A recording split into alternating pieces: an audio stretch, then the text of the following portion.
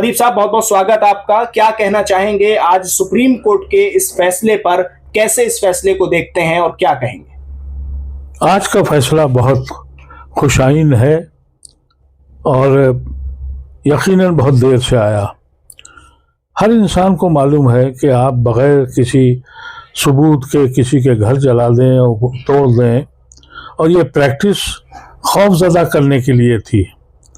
मैं समझता हूँ कि इसको पहले आना चाहिए था, लेकिन जिस अंदाज से जो कमेंट किए हैं, आज उन लोगों को सज़ा कौन देगा जिन्होंने न जाने कितने घरों को तोड़ दिया है, कितने लोगों को सड़कों पे लाके छोड़ दिया है। उसका फैसला कौन करेगा? उनको मुआवजा कौन देगा? उनके घर कौन बसाएगा? यह सवाल भी सुप्रीम कोर्ट को करना चाहिए था। एक नहीं है ये किस्सा, सैकड़ों हजारों हैं जिनके घर बर्बाद हुए हैं, और सिर्फ इस गुनाह पर, मिसाल के तौर पर इलाहाबाद में एक केस में जानता हूँ, मकान उनकी बीवी के नाम, उनको मुजरिम बनाया और उनकी बीवी का मकान तोड़ दिया। कौन? जावेद साहब। ऐसे न जाने कितने लोग हैं। बिल्कुल।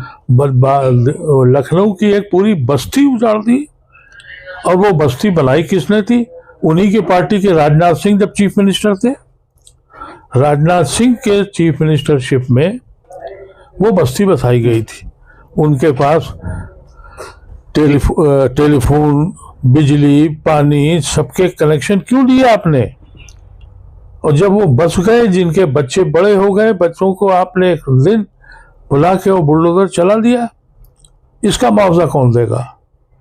मैं समझता हूँ कि बहुत सी तंजीमों को, सिविल सोसाइटी को, इन लोगों को सुप्रीम कोर्ट पे जाना चाहिए कि जो आपने फैसला किया वो कानून के एतबार से बिल्कुल सही था।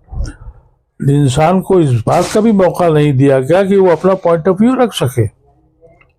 आपको याद होगा कि उत्तराखंड में रेलवे के मसले पर, जी, हल्द्वानी में ये फैसला हुआ था कि वहां रोका गया था। यहाँ तो मौका ही नहीं दिया गया, और मध्य प्रदेश में और यूपी में तो पूरा गुंडा राज चला है। और हालत ये है कि वो बाबा कहलाने लगे कि साहब ये बुलडोजर बाबा है, और वो बुलडोजर बाबा के इलेक्शन में इस्तेमाल हो रहा है। यानी इस हद तक जालिमाना हरकतें की गई, और अब फैसला आया।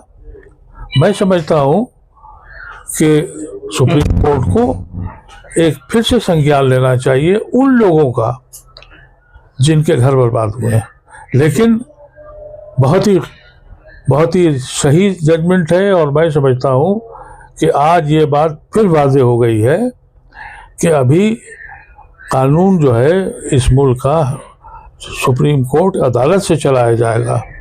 ये जो गुंडागर्दी है, इस पे एक मुहर लग गई है। अब सोचना पड़ेगा कि अब ये जो जिस तरह की हरकतें इन्होंने करके की थी, अब ये कैसे अपने दुश्मनों को तबाह करेंगे। अब कोई नया हरबा लाएंगे, लेकिन हम समझते हैं कि एक जजमेंट अभी अधूरा है। ये अदीब साहब, आपने बहुत बड़ी बातें कुछ कही हैं इसमें भी, लेकिन सवाल एक और मेरा ये है कि अभी बुलडोजर बाबा का आपने जिक्र किया, ऐसे ही कुछ नाम दिए गए। बुलडोजर बाबा का एक लक़ब दिया गया, एक लक़ब बुलडोजर मामा का दिया गया मध्य प्रदेश में। इन सभी जो टैग लाइन दी गई, उन पर वोट देने वालों पर सवाल है। इन तमाम बातों पर वोट क्यों दिया गया? कौन सा ऐसा काम हो रहा था कि जिसके बाद फिर जीतने की उस मेयार पर आ गई ये सारी चीजें कि अगर बुलडोजर मामा है, बुलडोजर बाबा है, तो अब इनको जिताना ही जिताना है? कौन सा काम हो रहा था उस बुलडोजर से ऐसा? देखिए, एक परसेप्शन क्लियर हो गया है, और परसेप्शन ये है कि साहब इस मुल्क की बर्बादी जो है वो मियाँ करता है। अभी तो जगह जगह बोला ही जा रहा है ना कि हम घुसपैठिए हैं, और घुसपैठियों को तकलीफ पहुंचाने के लिए एक जमात खड़ी हो गई है। वो इस बात पर खुश थी कि भाई इनका घर कैसे बन गया, ये तो झुग्गी झोपड़ी में रहने वाले लोग थे, ये घर बना लिया इन्होंने, अरे इनका घर तोड़ो। इसलिए उन्होंने कहा कि भाई ये मामा और बाबा जो है ये सबसे अच्छे लोग हैं। तो इस वजह से वोट मिला। इसी से तो इस मुल्क की बर्बादी लग गई।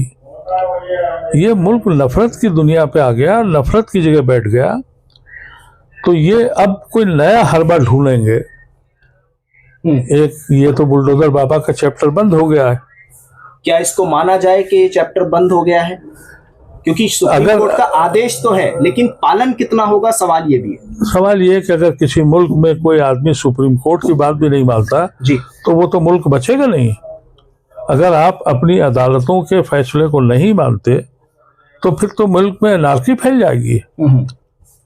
जब कानून को नहीं मानेंगे, कानून को तो ये इसलिए मान रहे थे कि यहाँ अभी तक खामोशी थी और वो लोग, अदालतें चुप थीं, लेकिन अब जो सुप्रीम कोर्ट का फैसला आ गया तो ये बात बिल्कुल क्लियर हो गई है, वाज़ेह हो गई है कि ये हक एग्जीक्यूटिव का नहीं है, ये हक सिर्फ कानून का है।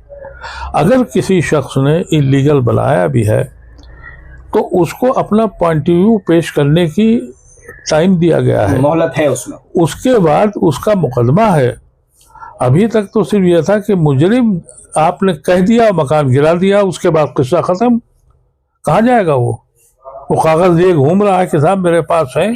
और सवाल ये है कि जब आप किसी इलीगल को कहते हैं तो वहाँ बिजली, पानी और दूसरे कनेक्शंस कैसे कोई देता है?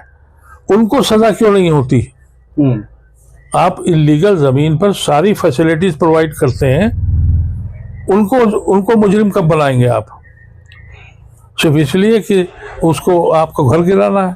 और अगर आप इसका असेसमेंट करके देख लें तो ये टारगेट था या तो माइनॉरिटीज के लिए और या फिर उनके दुश्मनों के लिए।